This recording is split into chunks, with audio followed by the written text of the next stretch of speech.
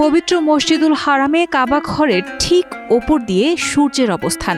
গতকাল মঙ্গলবার দুপুরে এমন এক বিরল ও মহাবিস্ময়কর জ্যোতির্বৈজ্ঞানিক ঘটনা ঘটেছে যা বিশ্বব্যাপী মুসলমানদের মধ্যে দারুণ আগ্রহ ও উচ্ছ্বাসের জন্ম দিয়েছে। সূর্য ঠিক কাবার ওপর অবস্থান করায় পৃথিবীর যে কোনো প্রান্তে অবস্থানরত মুসলমানরা খুবই নির্ভুলভাবে কিবলার সঠিক দিক নির্ধারণ করতে পেরেছেন, এমনই তথ্য তুলে ধরেছে Gulf news.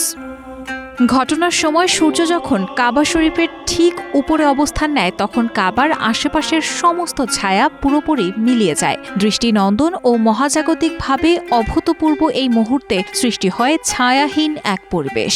Jeddah astronomy society এক বিবৃতিতে জানায়, মক্কার আকাশে সূর্য সরাসরি কাবা শরীফের উপরে এসে দাঁড়ায়, যার ফলে আশেপাশে কোনো ছায়া ছিল না। পৃথিবীর যে কোনো স্থান থেকে যেখানেই সূর্য দেখা যায় সেখান থেকেই সুনির্দিষ্টভাবে কিবলার দিক নির্ধারণ করা সম্ভব।